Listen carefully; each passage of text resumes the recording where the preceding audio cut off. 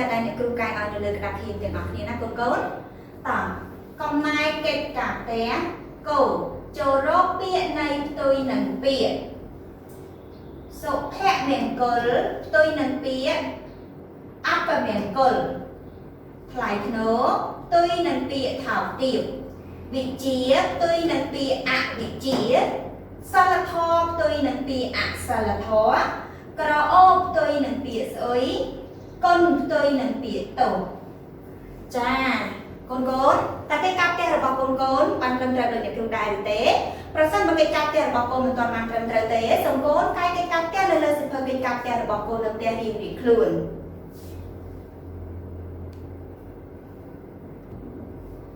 ចាកូនកូននៅចាំបានទេកិច្ចការផ្ទះនេះតកតងជាមួយនឹងមេរៀនអីដែរកូនចាកិច្ចការផ្ទះនេះតកតងជាមួយនឹងមេរៀនអំណាចសេចក្តីថ្លៃថ្នូររបស់មនុស្សហើយអ្នកគ្រូក៏មានសំណួរសួររំលឹកមេរៀនទៅកូនកូនផងដែរតើមនុស្សបែបណាដែលគេចាត់ទុកថាជាមនុស្សដែលមានសេចក្តីថ្លៃថ្នូរកូនកូនសាកគិតមើលមកកូនកូនដែលនៅផ្ទះទាំងអស់គ្នា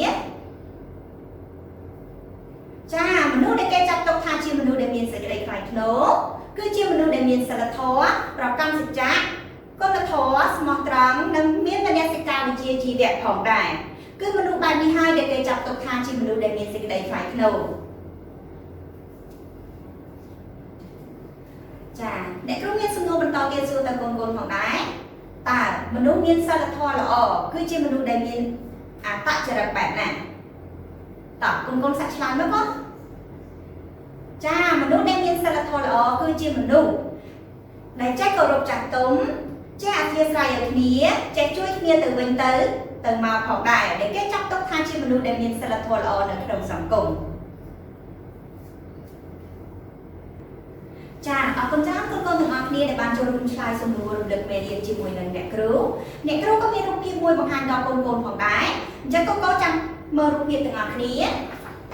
ចានេះជារូបភាពរបស់យើងកូនកូនឃើញអ្វីដែរកូនឃើញរូបភាពហ្នឹងគេចង់និយាយអំពីអ្វីដែរកូនសាក់ទឹកមើលតិចមើលនៅក្នុងរូបភាពហ្នឹងគេចង់បង្ហាញពីអ្វីដែរកូនចាយើងឃើញមានបរិសម្នាក់ពាក់អាវពណ៌ខ្មៅនិងបរិសម្នាក់ទៀតពាក់អាវរៀបដូចលក្ខណៈថាកាឡាការ៉ូពងទីចង់តិចអីចឹងណាកូនអញ្ចឹងកូនមើលតែគាត់កំពុងធ្វើអីដែរកូន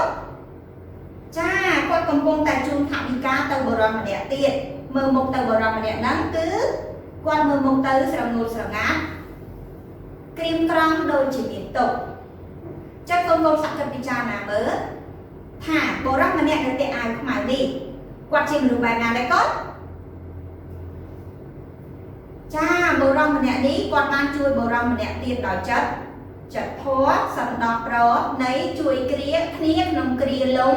លំបាកផងដែរអញ្ចឹងអ្នកគ្រូមានសំណួរមួយសួរទៅកូនបន្ថែមទៀតសំណួរសួរថាតើមេរៀនយើងថ្ងៃនេះមានចំណងជើងអ្វីដែរកូនសាក់គិតមើលតិចមើលឬក៏កូនបានមើលមេរៀននៅផ្ទះហើយមេរៀនថ្មីណាកូនចាមេរៀនយើងថ្ងៃនេះមានចំណងជើងថាបុរសចិត្តធម៌ចាអំណាចរបស់យើងថ្ងៃនេះគឺរៀនអំណាចរឿងបុរសចិត្តធម៌តើកូនណាអាចឲ្យនិយមន័យពាក្យបុរសបានទេកូនចាបុរសមានន័យថាគឺជាមនុស្សប្រុសឬភេទប្រុសដែលមានអាយុចាប់ពី18ឆ្នាំឡើងទៅមានន័យថាពេញវ័យគ្រប់ការណាកូនហើយចុះអ្នកណាគេអាចឲ្យនិយមន័យនៃពាក្យចិត្តធម៌បានទេកូនចិត្តធម៌មានន័យថាម៉េចកូនសាក់គិតតិចមើលកូនចាចិត្តធម៌មានន័យថាចិត្តសន្តោសប្រណីចេះជួយគ្នាក្នុងគ្រាលំបាកឬគ្រាមានអាសន្នអញ្ចឹង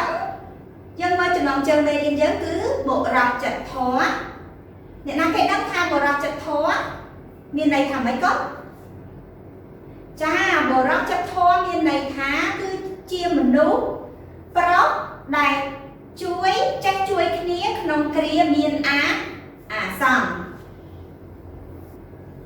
ចាចង់កូនណាអាចឲ្យឧទាហរណ៍មួយទាក់ទងជាមួយនឹងពាក្យចិត្តធម៌បានកូនចាអញ្ចឹងឧទាហរណ៍ទី1ឪពុកម្ដាយខ្ញុំមានចិត្តធ ធរចំពោះអ្នកក្រីក្ររីឯឧទាហរណ៍ទី2ពូខ្ញុំជាមនុស្សដែលមានចិត្តធម៌ចាឥឡូវកូនទាំងអស់គ្នាអានចំណងជើងជាមួយនឹងអ្នកគ្រូទាំងអស់គ្នាភាសាខ្មែរទំព័រទី138 ខ្មែរ page 138 and 139 មេរៀនទី10សេចក្តីថ្លៃថ្នូរ lesson 10 dignity អំណាចរឿងបុរសចិត្តធម៌ reading the story of kind hearted man ចាឥឡូវអ្នកគ្រូបានអានចំណងជើងជាមួយកូនរួចហើយដើម្បីឲ្យការរៀនអំណាចរបស់យើងដើម្បីឲ្យកូនរៀនអំណាចឲ្យបានតែយល់កាន់តែច្បាស់និងស៊ីជម្រៅ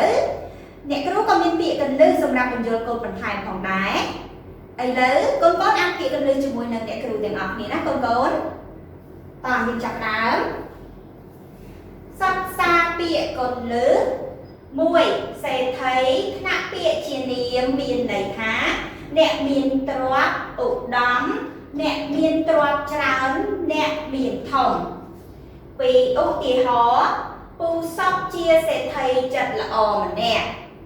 2គ្រាថ្នាក់ពាក្យជានាមមានន័យថាដំណើរអង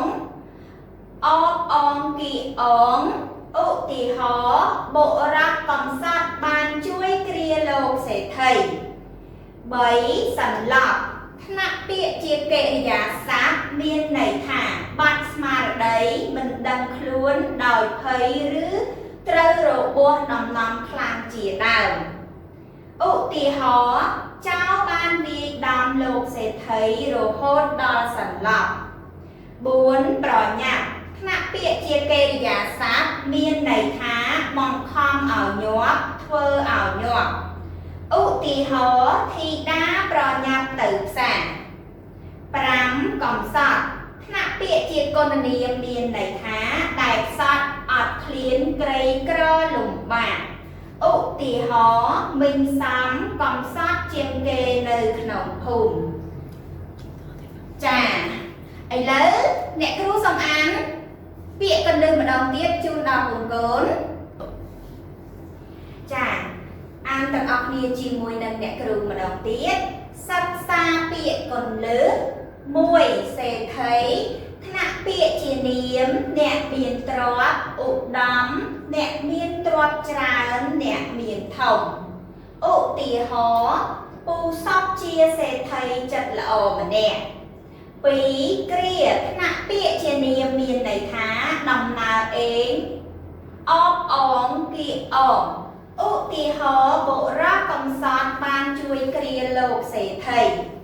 3សន្លប់ថ្នាក់ពាក្យជាកិរិយាសព្ទមានន័យថាបាត់ស្មារតីមិនដឹងខ្លួនដោយភ័យឬត្រូវរបួសដំណំ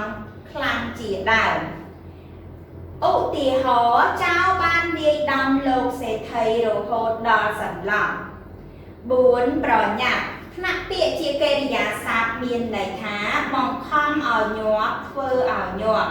ឧទាហរណ៍ធីតាប្រញាប់ទៅផ្សារ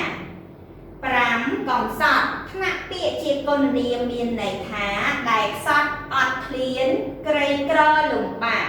ឧទាហរណ៍មីងសំកំសត់ជាងគេនៅក្នុងភូមិ